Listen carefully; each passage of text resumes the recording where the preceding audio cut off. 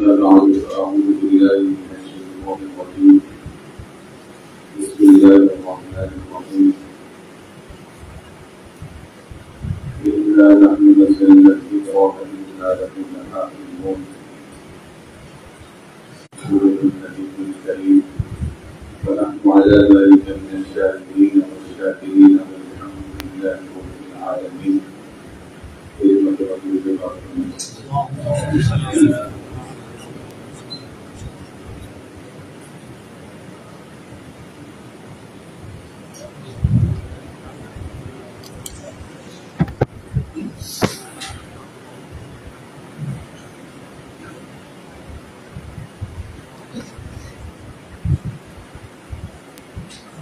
سب سے پہلے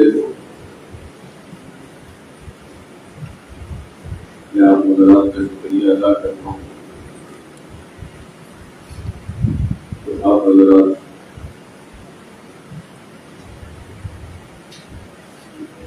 اتنی محبتیں دیتے ہیں اللہ رب العزت آپ حضرات کو اپنی شاعر شان سے بہتر عطا فرمائے۔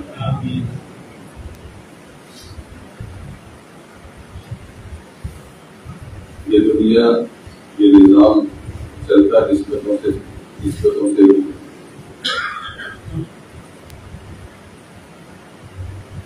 ہماری نسبت رسول اللہ صلی اللہ علیہ وسلم سے ہے کامیاب،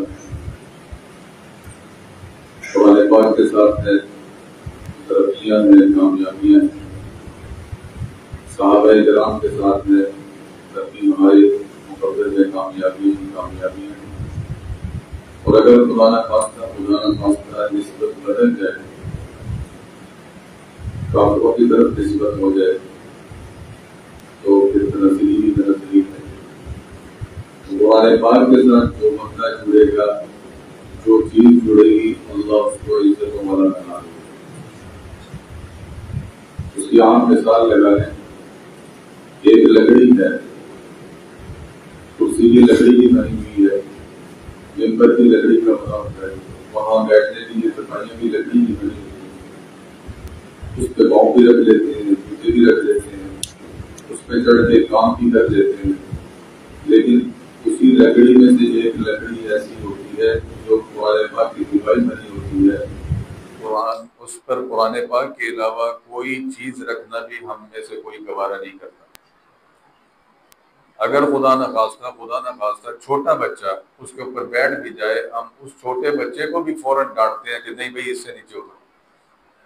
اس کی وجہ کیا ہے کہ اس لکڑی کی نسبت ہمارے ساتھ ہے، اس کی قدر و قیمت نہیں ہے، اس پہ جوتے بھی رکھ جاتے ہیں، پاؤں بھی چڑھ جاتے ہیں، اور اس لکڑی کی نسبت قرآن کے ساتھ جڑ گئی، اللہ نے اس کو لکڑیوں میں سے لکڑی منفرد لکڑی بنا دی، عزتوں والے بنا دی۔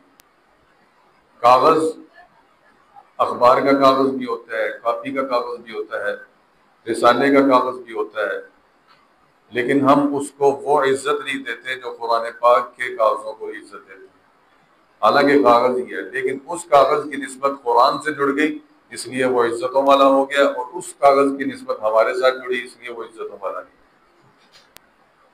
تو قرآن پاک کے ساتھ ہماری نسبت ہو جائے اور قرآن پاک ہمارے لیے شفاعت کا ذریعہ بن جائے، اس سے بڑی اور کوئی نعمت نہیں ہے۔ اللہ رب العزت ہمیں قرآن پاک سمجھنے کی اور اس کے مطابق عمل کرنے کی توفیق نصیب فرمائے۔ درس قرآن پاک کی نسبت سے ہم یہاں جمع ہیں، تو بسم اللہ الرحمن الرحیم اس پہ تھوڑی سی بات کروں گا اور اس کے بعد اجازت چاہوں گا۔ اللہ سے دعا ہے کہ وہ مجھے صحیح اس کا مطلب بیان کرنے کی اور اس کے بعد ہم سب کو اس پر عمل کرنے کی توفیق نصیب فرمائے۔ بسم اللہ الرحمن الرحیم، اس کا ترجمہ آپ حضرات نے پڑھا ہوا ہے۔ شروع کرتا ہوں اللہ کے نام سے جو نہایت مہربان اور نہایت رحم کرنے والا ہے۔ اب بسم اللہ کے اندر اللہ رب العزت کے 3 ناموں کا انتخاب کیا گیا۔ ایک بسم اللہ لفظ اللہ، دوسرا رحمان اور تیسرا رحیم۔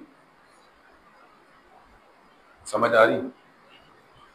3 ناموں کا انتخاب کیا گیا، ایک اللہ، دوسرا رحمان اور تیسرا رحیم۔ اللہ کا انتخاب کیوں کیا گیا کہ اس دنیا کے اندر، اس کائنات کے اندر تین اجزاء تھے، تین قسم کی تقسیم تھی۔ ایک وہ کہ جب دنیا میں کچھ بھی نہیں تھا، صرف اور صرف اللہ تھا، اور نمبر دو یہ دنیا اور اس دنیا کی جتنی بھی نعمتیں ہیں، اس دنیا کا وجود اور اس دنیا کے اندر جتنی بھی نعمتیں ہیں وہ ساری کی ساری، اور نمبر تین اس دنیا کے بعد، آپ توجہ میری طرف رکھیں گے تو بات چلے گی، اگر آپ توجہ ادھر ادھر کریں گے تو بات نہیں چل سکے گی۔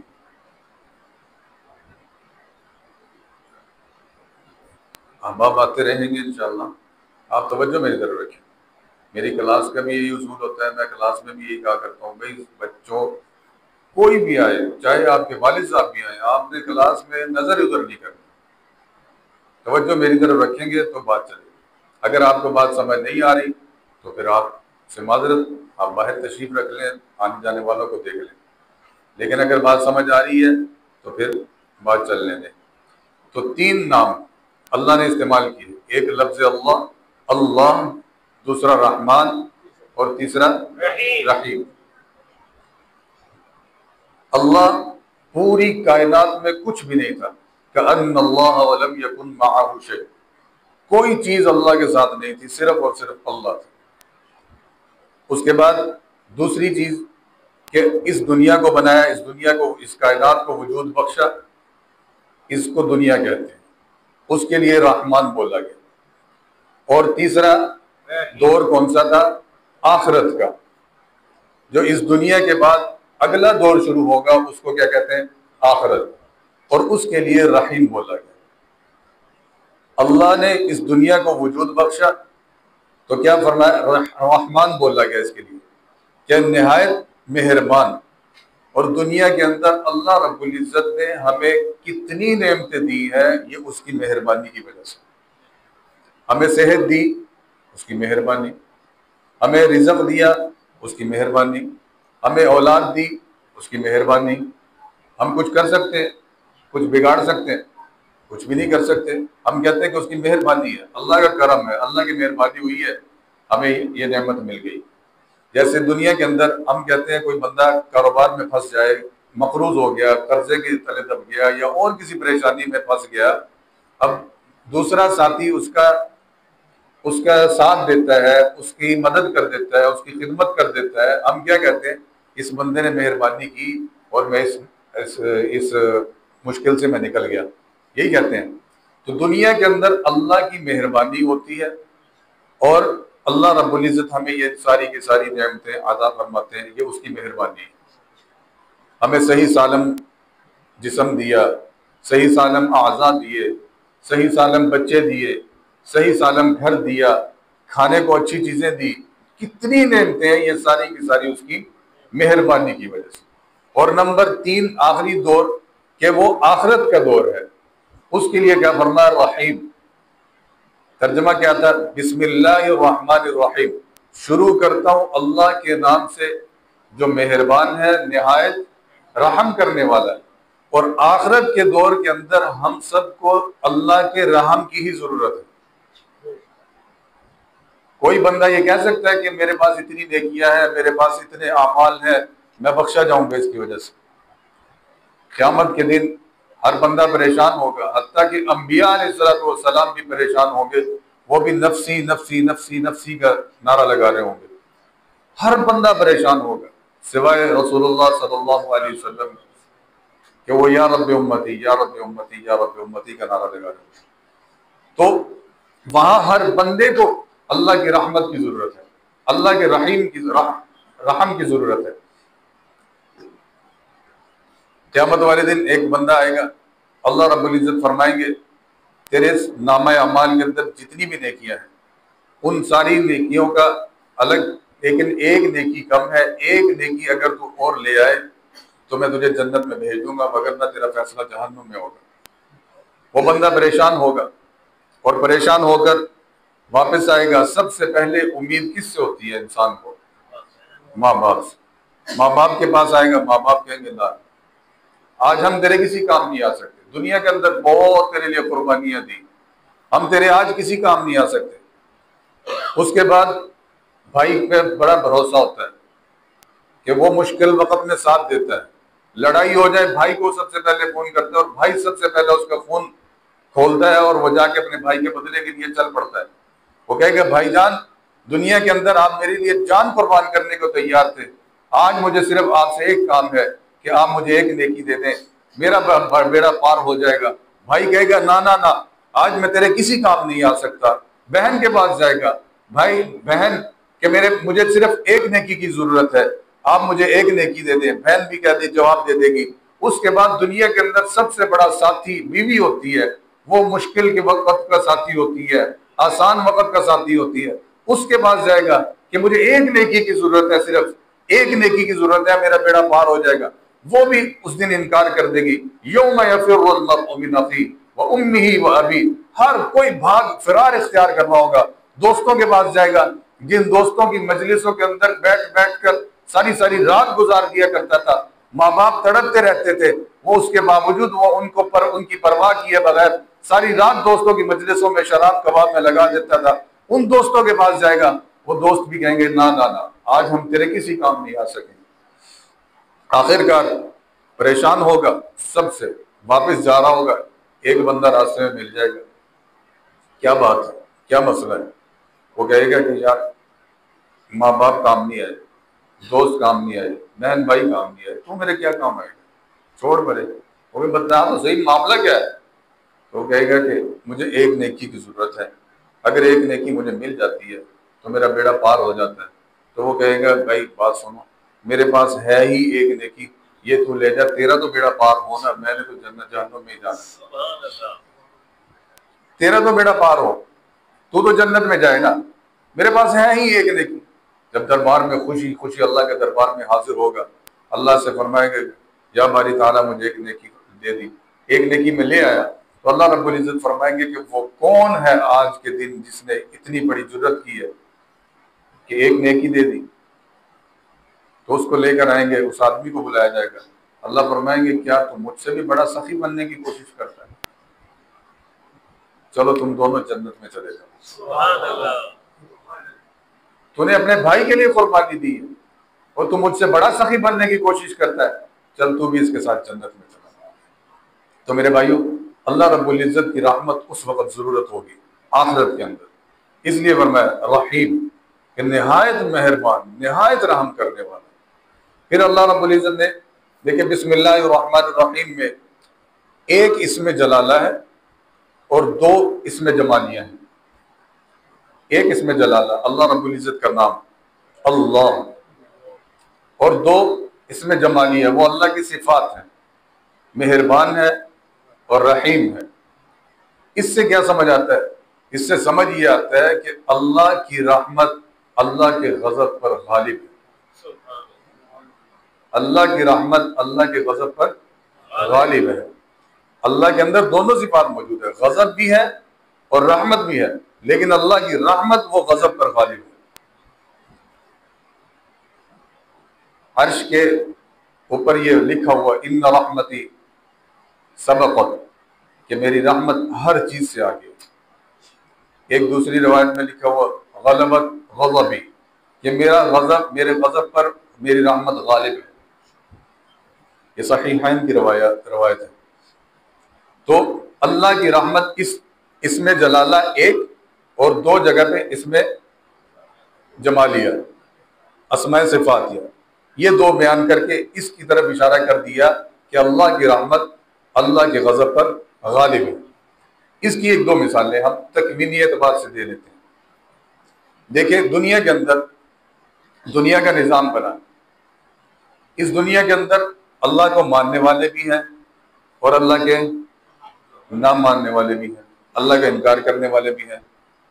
ہمارا یہ اصول ہوتا ہے جس کے ساتھ ہماری دوستی ہے اس کے ساتھ ہم صحیح چلتے ہیں، اور جس کے ساتھ ہماری دشمنی ہے اس کو بالکل کٹ آف، بالکل کاٹ دیتے ہیں، ختم، نہ اس کے ساتھ لین دین کچھ بھی نہیں۔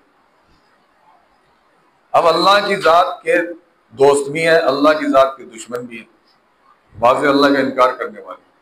اب اصول تو عام طور پہ دیکھا جائے تو یہی بنتا ہے کہ اللہ اپنی نعمتیں صرف اپنے دوستوں کو دے، اپنے دشمنوں کو نہ دے۔ لیکن کہیں آپ نے دیکھا ہے کہ اللہ کے دشمن بھوکے مر رہے ہو؟ ان کے پاس زیادہ نعمتیں۔ تو اس سے بھی ثابت ہوتا ہے کہ اللہ کی رحمت اللہ کے غضب پر غالب ہے۔ اس کے بعد تشریعی اعتبار سے دیکھ لیا جائے، شرعی اعتبار سے دیکھ لیا جائے، اللہ کی رحمت اللہ کے غضب پر غالب ہے۔ ایک بندہ 100 سال زندگی گزارتا ہے اور وہ سارے کے سارے کفر میں گزار دیتا ہے، لیکن آخر میں مرتے وقت کلمہ نصیب ہو جاتا ہے، کلمہ پڑھ لیتا ہے، تو بتاؤ کہ وہ جنت میں جائے گا جہنم میں جائے گا؟ حالانکہ 100 سال زندگی کے گزار دیے، 101 سال اس کی عمر ہے، 100 سال اس نے زندگی کے کفر میں گزار دیے، اللہ کے انکار میں گزار دیے، 1 سال بلکہ 1 لمحہ چند منٹ اس نے کلمہ پڑھ لیا، کلمہ پڑھنے کے بعد موت آ گئی، کیا جنت میں جائے گا جہنم میں جائے گا؟ تو اللہ کی رحمت اللہ کے غضب پر غالب ہے۔ 100 سالہ زندگی کا حساب نہیں کریں گے، فرمایا چھوڑ دو اس کو، ختم کر دو، اس نے میرے نبی کا کلمہ پڑھ لیا، معاف کر دو۔ قرآن پاک میں من جاء بالحسنۃ فلہ عشر امثالها ومن جاء بالسیئۃ فلا یجزى الا مثلها وهم لا یظلمون، کہ جو ایک نیکی لے کر آئے گا، ایک نیکی لے کر آئے گا، فلہ عشر امثالها، اس کو ہم 10 گنا بڑھا کر دیں گے، اور ومن جاء بالسیئۃ، اور اگر وہ ایک برائی لے کر آتا ہے، فلا یجزى الا مثلها، اس پہ بھی فرشتے رکے رہتے ہیں کہ شاید یہ توبہ کر لے، ہم چھوڑ دیتے ہیں، شاید توبہ کر لے، چھوڑ دیتے ہیں۔ جب انسان توبہ نہیں کرتا پھر اللہ رب العزت کے فرشتے اس کو لکھتے ہیں کہ برائی کو لکھ لو، لیکن وہ برائی کیا ایک ہی لکھی جاتی ہے۔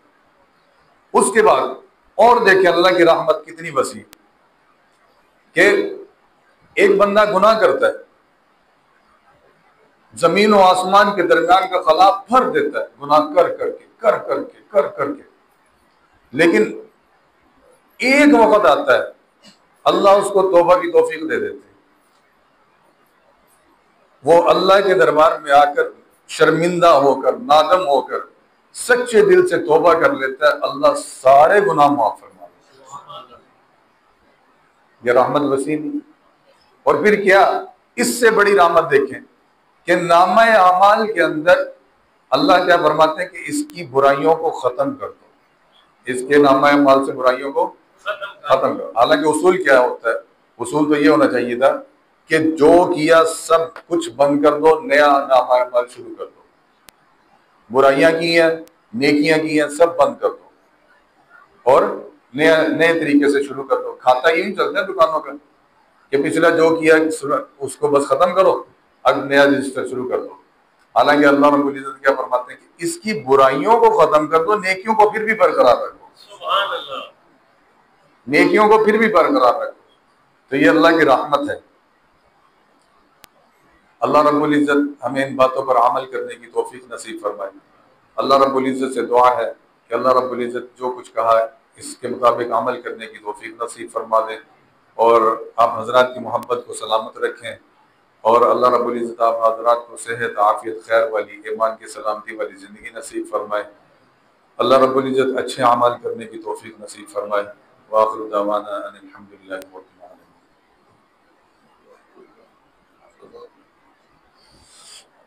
بسم اللہ الرحمن الرحیم۔ اللهم صل على محمد وعلى آل محمد كما صليت على إبراهيم وعلى آل إبراهيم إنك حميد مجيد۔ اللهم بارك على محمد وعلى آل محمد كما باركت على إبراهيم وعلى آل إبراهيم إنك حميد مجيد۔ ربنا آتنا في الدنيا حسنة وفي الآخرة حسنة وقنا عذاب النار۔ ربنا ظلمنا أنفسنا وإن لم تغفر لنا وترحمنا لنكونن من الخاسرين۔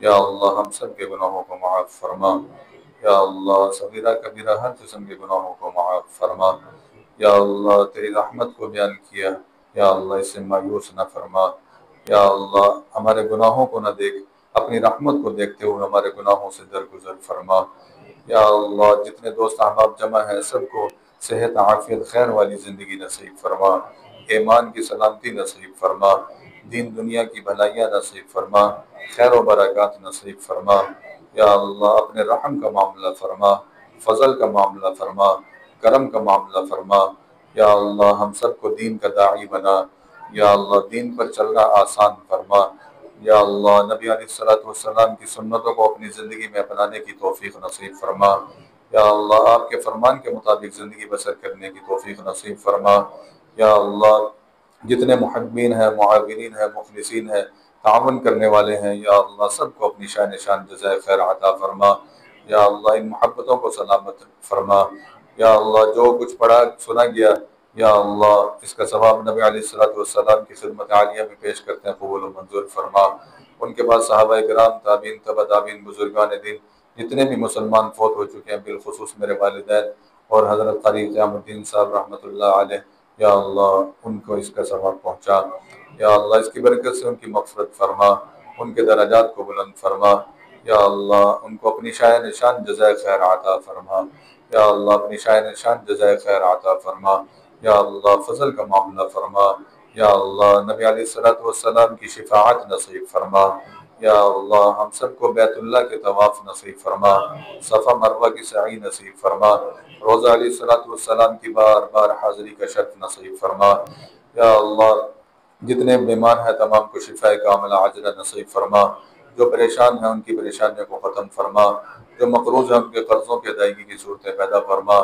جو بے گناہ قیدی ہیں ان کی رہائی کی صورتیں پیدا فرما، یا اللہ فلسطین کے مسلمانوں کی مد و نصرت فرما، جہاں کہیں بھی مسلمان ظلم کی چکی میں پس رہے ہیں ان کو ظلم سے نجات عطا فرما، یا اللہ اپنے دین کا بول بالا فرما، یا اللہ جہاں کہیں بھی تیرے دین کا کام کر رہے ہیں، جو لوگ کر رہے ہیں جس شعبے میں بھی کر رہے ہیں سب کو یا اللہ سب کی مد و نصرت فرما، سب کو اپنے حفظ و امان میں رکھ، یا اللہ دینی مدارس کی حفاظت فرما، مساجد کی حفاظت فرما، خانقاہوں کی حفاظت فرما، یا اللہ اس پاکستان کی حفاظت فرما، اس کی سرحدوں کی حفاظت فرما، اندرونی بیرونی ہر قسم کی سازشوں سے اس کو محفوظ فرما، یا اللہ جتنے دوستوں نے دعاؤں کے لیے کہا لکھا کہنا چاہا کہہ نہ سکے کہ ہم سے توقع رکھتے ہیں سب کو یا اللہ مرادوں کو پورا فرما، یا اللہ سب کی مرادوں کو پورا فرما، یا اللہ اس درس قرآن میں جتنے حضرات نے تعاون کیا یا اللہ سب کے تعاون کو قبول و منظور فرما،